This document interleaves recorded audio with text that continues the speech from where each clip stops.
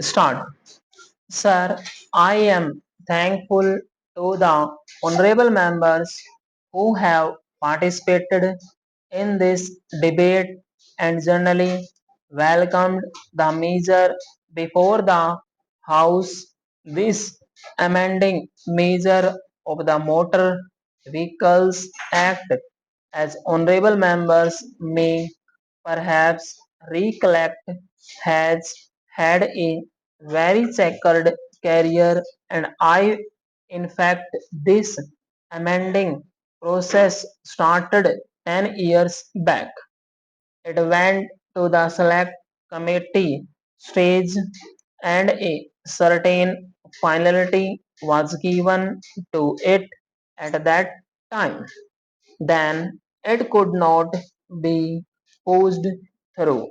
Later events made it necessary for further changes to be made in the amending measure, and I should think that this amending bill has come at a very opportune moment before the House, when the whole emphasis in the context of our planning is on the development of more and more transport capacity.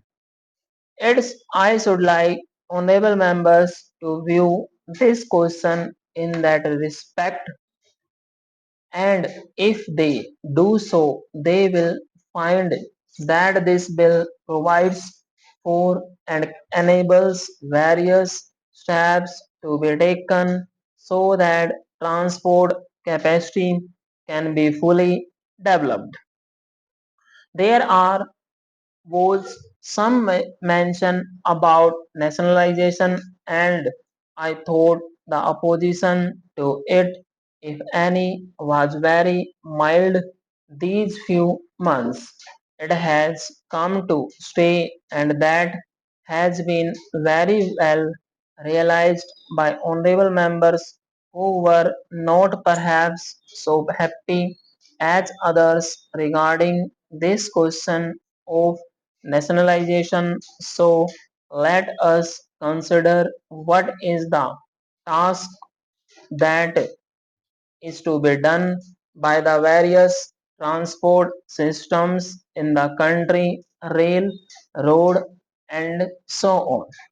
There is a huge task to be performed by all these. They have to go hand in hand and perform this huge task.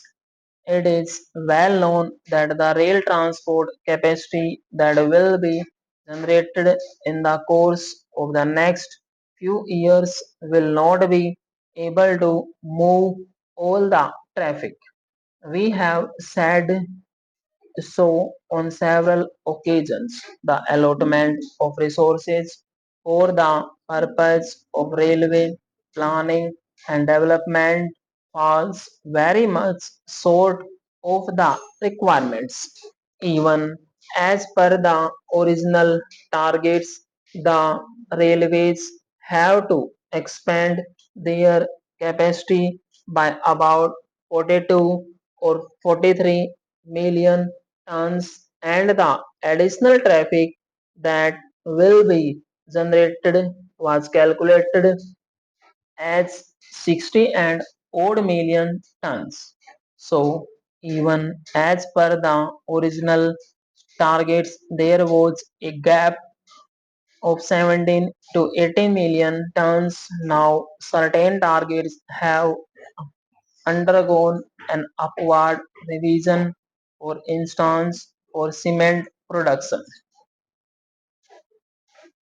it is roughly calculated that the cost of the railway plan will have to go up by another rupees 100 crores to move these additional 50 million tons. So when traffic offering, there is so much to move, and when there is so much traffic offering, there is no question of conflict between rail and road. transport. Rail and road transport have to join hands and lift the traffic that will be generated.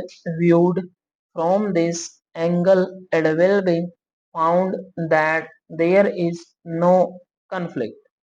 One honorable member referred to this matter and said that the railways should not adopt a dog in the manager policy.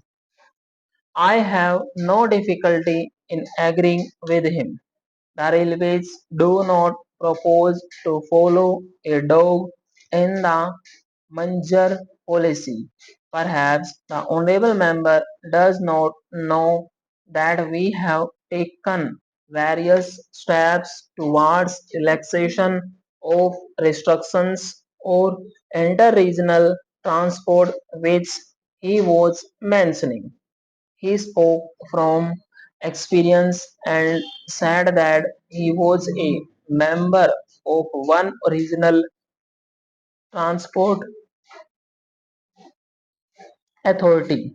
Even as far back as 1994, this subject was considered and state governments were advised to relax the restrictions that they were having both on private carriers and public carriers. Were asked to give the utmost freedom to private carriers. Perhaps the position is not very well realized that in our country the majority of the trucks are only public carriers. In other advanced industrialized countries, the majority are private carriers. It has been brought out in the report of the study group which went into this question that perhaps 70 to 80% of the total number of trucks are in private hands. Here also in our country, the various industrial establishments, new and old, can really go in for owning and operating more and more private carriers. They can own a large fleet and can you have workshop facilities also, and they need not complain against the railways for not carrying things. So the indication is that private industries and new plants and new units that are going to be set up can very well go in for owning a large fleet of private carriers which can carry goods over small distances.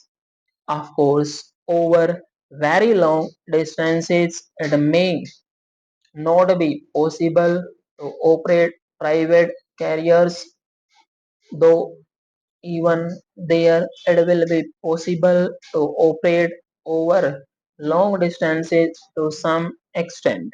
So there is no question of any conflict, as I said, between rail transport and road transport. Coming to the road transport, let us see whether the nationalization policy of the state governments comes in the way of expansion of private road transport. Stop.